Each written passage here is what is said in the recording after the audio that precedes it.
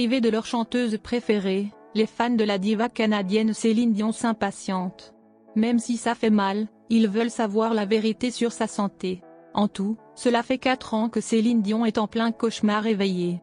Tout d'abord, c'est son dos qui lui cause des misères. Sans doute dû à ses nombreuses tournées, elle constate qu'elle est à bout de force, mais tente de faire bonne figure auprès de ses admirateurs. Au printemps 2018, ses oreilles chamboulent son équilibre. Cette autophonie, elle ne s'y attendait tellement pas à ce qu'elle lui tombe dessus au cours d'un tour de chant. Perturbée par ses palpitations ou bien ses acouphènes, elle demeure incapable de suivre le rythme. Sur ordre des médecins, elle va reporter une poignée de dates. On se souvient qu'à une époque, afin de préserver ses cordes vocales, elle n'avait pas pu parler pendant 3 mois. Or, rien n'aurait pu la préparer à ce qu'elle allait vivre. L'été juste avant le démarrage de la pandémie, Céline Dion défraie la chronique. Quand elle se rend à Paris, elle se sent chez elle. N'oubliez pas que c'est son ami Michel Drucker qui l'a mis sur le devant de la scène. Elle avait à peine 14 ans. Depuis, ces deux-là entraînaient une belle complicité, et ce, malgré ses kilomètres parfois déprimants. Invitée à la Fashion Week, elle fait sensation pour de mauvaises raisons. Tout comme ses fans, celui qui présente vivement dimanche a remarqué qu'elle avait beaucoup trop maigri. Peu importe sa tenue vestimentaire, elle ressemble à un fil de fer. Il tente de la mettre en garde. Visiblement, elle préférera en rire, balayant de la main toutes ces rumeurs d'anorexie. Rentrée aux États-Unis, la diva va devoir rendre des comptes.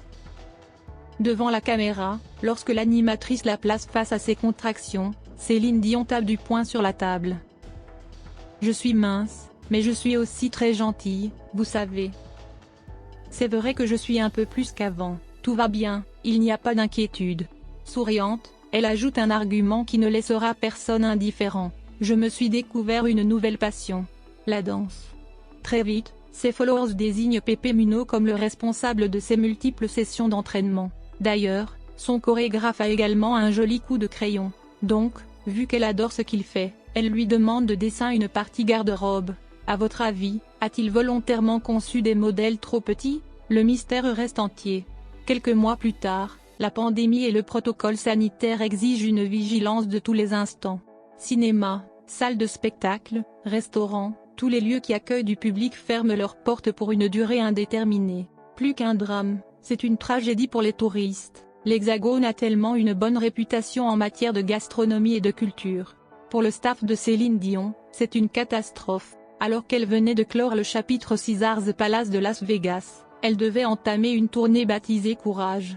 Pendant les 2 ans qui vont suivre, elle va jouer avec les nerfs de son public. Annulant ou déplaçant les dates, on comprend bien qu'on n'est pas près de la revoir sur scène. Malgré tout, les Européens gardent espoir jusqu'à la dernière seconde. L'apercevront-ils à la rentrée? La réponse vient de tomber.